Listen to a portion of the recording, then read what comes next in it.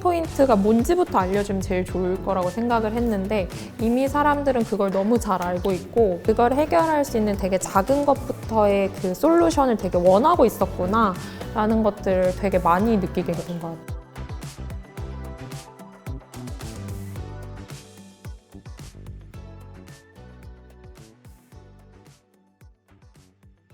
안녕하세요. 뉴에이즈 대표 박혜민입니다. 뉴에이즈의 커뮤니케이션 매니저 광민혜라고 합니다. 기업들의 근거 기반의 성장을 돕는 컨설턴트 정성영입니다. 이 프로그램 원래 잘 모르셨었잖아요. 어떻게 지원하시게 됐어요? 뉴에이즈 입장에서는 자원을 기반으로 빠르게 성장하고 싶은 타이밍이었고 단순히 자원뿐만 아니라 어떤 성장할 수 있는 방향성에 대한 자원도? 네, 5천만 와, 원도 있고 이제 어떻게 성장할 수 있는지 방향도 같이 좀 공유가 될 것 같아서 열심히 써서 제출했었습니다. 이전에 비영리 스타트업을 이렇게 서포트해 보신 경험 있으세요? 전 처음이죠. 편견이 좀 있었어요. 네, 그러니까 영리 스타트업들과 굉장히 다른 방식으로 일할 것이다. 그래서 처음에는 내가 이걸 과연 할 수나 있을까 했는데 이제 설득 당했죠. 이제. 아니다, 너다. 네가 와서 해야 된다. 점치인이라는 게 도대체 뭐고 왜 점치인이 늘어나는 게 세상에 이롭고 의미 있는지 살짝 설명해 주시면 어때요? 젊은 정치인의 줄임말이에요. 그래서 만 39세 이하의 젊은 정치인들을 점치인이라고 부르고 있고 저희가 집중하는 영역은 지역의 기초의원들이에요. 기초의원이 전국에 2018년 기준으로 2,927명 정도의 당선자가 나온 많은 기회가 있는 영역인데 여기에서 만 39세 이하인 정치인이 6% 받게 되지 않는다라는 사실을 이제 깨닫고 이들한테 가장 열려있는 기회의 영역이 기초의원인 것 같다라는 생각을 가지고 이제 이 정치인을 응원하는 캐스팅 매니저와 또 새로 도전하고 싶은 정치인들 자원을 연결하는 이제 역할로서 이제 연결되는 과정을 만들어 나가는 걸 뉴에이즈가 이제 하고 있는 거죠. 이제 그런 맥락에서 캐스팅 매니저가 뭐고 왜 이 캐스팅 매니저가 그 큰 문제를 해결해 줄 수 있다고 생각하시는지. 이제 저희가 젊은 정치인을 기대하는 유권자들을 캐스팅 매니저라는 이제 역할로서 부르고 있는데요. 소속감, 참여감을 주기 위해서 캐스팅 매니저라는 이제 일종의 직함 같은 걸 이렇게 부여를 했던 거였어요. 유권자의 역할이 단순히 투표장에 가서 누구를 찍을지 최종 결정뿐만 아니라 우리한테 필요한 의사결정권자를 먼저 정의하고 이들을 이제 성장시키는 파트너로서 같이 가는 과정을 만들고 이제 싶었어요.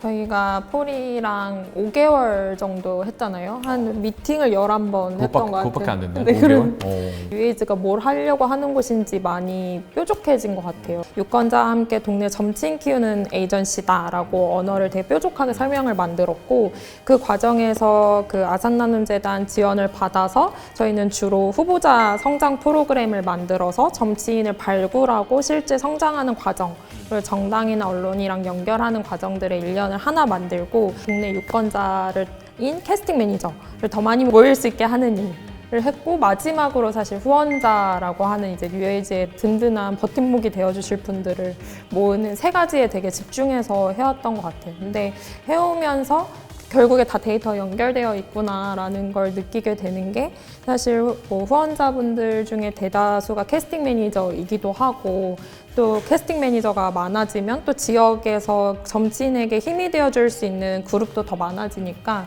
그 전체적인 데이터 흐름을 만드는 과정들이 결국에 다 연결되어서 진행되지 않았나라는 것도 되게 많이 느끼는 것 같아요. 캐스팅 매니저한테 무슨 경험 혹은 어떤 가치를 약속을 하면 이분들이 혹할 것이다 라는 가설들이 여러 가지가 있었잖아요. 이 부분에 대해서 고민했던 거 혹시 기억나는 에피소드 있으세요? 비영리는 메시지를 전달할 때 늘 애매하다고 느끼는 게 이렇게 뭔가를 파는 게 이렇게 구체적인 형태가 없잖아요. 뭐 물을 팔게, 뭐 아니면 이런 페인 포인트 느끼는 거를 팔게인데 그래서 이전에는 그 페인 포인트가 뭔지부터 알려주면 제일 좋을 거라고 생각을 했는데 이미 사람들은 그걸 너무 잘 알고 있고 그걸 해결할 수 있는 되게 작은 것부터의 그 솔루션을 되게 원하고 있었구나 라는 것들을 되게 많이 느끼게 된 것 같아요. 정치가 바뀌어야 한다라고 하는 당위보다 뉴에이즈가 정치를 쉽게 알려주는 것부터 같이 해보자라고 얘기했을 때 가장 반응이 좋았어요. 저희가 이제 그 학습지를 구독하세요 라는 작은 소구점을 강조하기 시작을 하면서 회사의 지표들이 다 개선이 됐죠. 예, 그래서 좋은 선행 지표를 찾고 그 선행 지표에 집중한다라는 게 상대적으로 자원이 부족한 그리고 많은 일들을 해야 되는 이제 비영리 스타트업에서는 굉장히 중요한 일이다. 우리 웹사이트 쪽도 A/B 테스트를 하면서 배운 게 있잖아요. 예. 어떤 메시지가 여기 한 번 더 있었을 때 사람들이 이메일을 구독을 할까에 처음에 집중을 해서 실험을 해봤던 것 같아요. 하나는 못 뽑겠다 키워보자 라고 하는 구호 같은 것들 메인 메시지에 하나 쓰고 다른 페이지는 구독자 수 함께하는 캐스팅 매니저가 네. 몇 명이다. 네, 지금 몇 명이 함께 하고 있다. 20대, 30대 그리고 이제 40, 50대 데이터를 저희가 분리해서 봤는데 40, 50대 같은 경우에는 그 못 뽑겠다 키워보자 라고 하는 메시지, 그러니까 뉴에이지가 무엇을 하는 곳이다라는 걸 좀 더 보여주는 메시지에 반응을 많이 했었던 것 같고, 그리고 20대, 30대의 경우에는 그 지금 함께하고 있는 사람들이 얼마나 있는지 동적으로 움직이고 있구나 라고 하는 에너지 자체에 되게 반응하는 게 아닐까 이제 라는 좀 레슨을 얻게 됐고, 보여지는 메시지가 무엇인지에 따라서 되게 달라질 수 있구나. 그러면 광고 소재와 그 우리 웹사이트의 뭔가 메시지를 일치시키면 더 전환이 높아질 수 있겠다. 그렇게 했을 때 거의 전환율이 평균 10%에서 한 40%로. 네까지 오른. 저도 그 실험이 굉장히 인상 깊었거든요. 아, 영리랑 비영리랑 크게 다를 바 없구나. 예, 결국에는 고객에 대한 더 나은 이해가 지표 상승을 이룬다라는 거였고, 그 실험이 유의미하게 즉 실험군이 대조군을 무조건 이겼으면 이렇게 입체적인 분석이 안 나왔을 거예요. 근데 평균은 별 차이 없었잖아요. 그래서 우리가 세그먼트를 쪼개서 혹시 B가 A랑 비슷한 결과가 나왔는데 B가 다른 연령층에서는 더 나았나? 이걸 하면서 A는 20대, B는 40대한테 잘 먹힌다라는 걸, 그리고 둘을 우리가 다르게 트래픽 분배를 해주면 이걸 우리가 다 먹을 수 있겠구나 라는 걸 생기면서 우리 머릿속에 우리는 고객이 퍼소나가 하나가 아니다.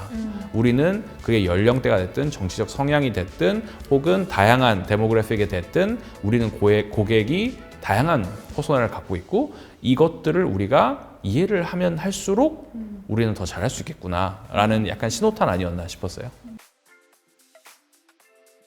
이제 저희가 그로스 해킹이라는 방법론을 도입을 해서 해본 케이스라고 이제 좀 정리를 할 수 있을 것 같은데, 그로스 해킹에서는 기본적으로 목표 지표를 올릴 때 그 고객의 여정을 세부적으로 쪼개는 거에서부터 시작을 해요. 어디가 가장 많이 이탈을 하고 어디가 가장 심각한지 이런 부분들을 진단하는 퍼널 분석을 가장 먼저 했던 것 같고, 뉴에이즈는 애퀴지션이 가장 큰 문제였어요. 우리가 어떻게 하면 이 무브먼트에 동참하는 사람들의 커미트먼트, 즉 캐스팅 매니저로서 나는 사인업 하겠어, 이 커미트먼트를 끌어낼 수 있을까? 이거를 이제 그로스 해킹 영역에서는 맨 윗단에 어웨어네스와 애퀴지션이라고 하는데, 이 애퀴지션을 잘하는 게 굉장히 중요해요. 왜냐하면 이 애퀴지션 앞부분의 주둥이를 딱 넓혀놔야 뒷부분에서 할 수 있는 게 많아지거든요. 예를 들어서 충분한 데이터가 없어서 의사결정을 근거 기반으로 할 수 없다든지, 혹은 조직 자체가 성장의 경험을 못하고 있기 때문에 우리 잘하고 있는 거야 라는 피드백을 충분히 못 받는다든지 여러 가지 문제들이 동시에 일어나는데, 그런 맥락에서 이제 뉴에이즈는 우리가 이 캐스팅 매니저라는 선행 지표를 올리면 뒷단이 같이 넓어질 거라는 것을 입증해 봅시다 라는 맥락에서 시작을 했고, 정말 좋은 아이디어들, 실행력들, 그리고 그거에 대한 분석 인사이트들이 함께 버무러져서 급성장, 이제 업계 용어로는 J커브라고 하는데 정말 J를 찍으신 것 같아요. 그로스 해킹이 굉장히 잘 도입된 그리고 잘 활용하신 케이스다라고 할 수 있을 것 같아요. 갈 길이 멀게 느껴지는. 이제 애퀴지션 끝난 거예요. 네. 그 뒤에 많아요. 그렇죠? 네. 이제 에피퍼니, 즉 깨달음을 얻는 순간들이 많았었잖아요. 네. 그 중에 좀 기억나는 거 있어서 좀 얘기해 주시면 좋을 것 같아요. 그러니까 어떻게 보면 일종의 저희가 퍼포먼스 마케팅이라고 하는 것들을 이제 시도를 한 건데, 데이터들이 뭐 어떻게 상승됐고 어떻게 하락했고 이런 것들을 보는 것도 중요했지만은 이걸 기반으로 판단을 할 수 있는 어떤 자그마한 역량이 내부에 쌓였다. 우리가 여기에서 어떤 목표치를 가지고 접근할 건지, 그럼 어떤 데이터가 우리한테 가장 중요한 지표일지, 저희의 관점 같은 것들이 아는 이제 남았잖아요. 그런 점들이 저한테는 가장 좋은 점이었던 것 같아요. 근데 저도 한 가지 강렬하게 있다면 이제 인사이트를 얻고 또 의사결정을 해야 하는 입장에서 멀리서도 보고 구체적으로도 보면 된다, 그러니까 동시에 잘해야 된다라는 걸 좀 많이 배운 것 같아요. 그래서 데이터를 볼 때는 아까 말씀하신 것처럼 세그먼트도 훨씬 더 쪼개서 봐야지 정확한 의사결정을 할 수도 있고, 그다음에 너무 작은 것에 집중하면 본질로 해결해야 되는 게 뭐야 라는 것들을 놓칠 수 있는데, 되게 세션마다 되게 구체적으로 이야기하다가 동시에 또 멀리서도 이야기했던 호흡들이 계속 있었었기 때문에 그 동시에 좀 잘하는 근육 같은 것들을 많이 인지하게 된 것 같아요. 이제 영리랑 비영리도 결국에 똑같다라고 많이 느끼셨다고 하셨는데, 혹시 그럼에도 불구하고 다른 점이 있다면 어떤 게 있을까요? 여전히 본인의 노력을 이상을 설명하는 데에 더 많이 투자하고 계시다는 걸 많이 느꼈어요.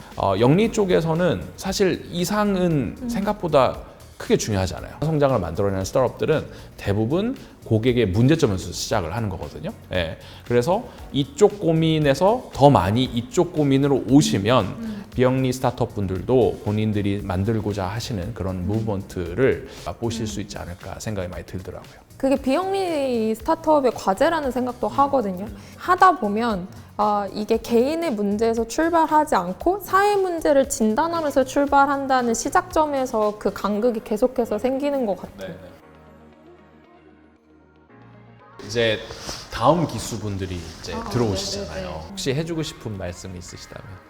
저희도 늘 명심하고 하려고 하는 건데, 내가 알고 있다고 착각하지 말자라고 말씀을 드리고 싶어요. 그러니까 사실 내가 설득해야 하는 사람들에서 안다고 해도 그 사람들은 계속 변하고 있기 때문에 계속 알아야 한다라고 말씀을 드리고 싶고, 동시에 그래도 이 문제를 이만큼 해결하고 싶다고 마음을 먹고 집중하고 있고, 그렇기 때문에 그 사람만큼 아는 사람도 없을 거라고 생각을 하거든요. 그래서 잘 알고 있다는 어떤 자부심은 가지시되 잘 안다는 착각은 하시지 말아라 라고 말씀을 드리고 싶습니다. 가장 가까이에 있는 우리의 지금 있는 지지자들한테 물어보고 그 다음을 거기에서부터 출발하자라는 이야기를 좀 해드리면 어떨까라는 생각이 듭니다.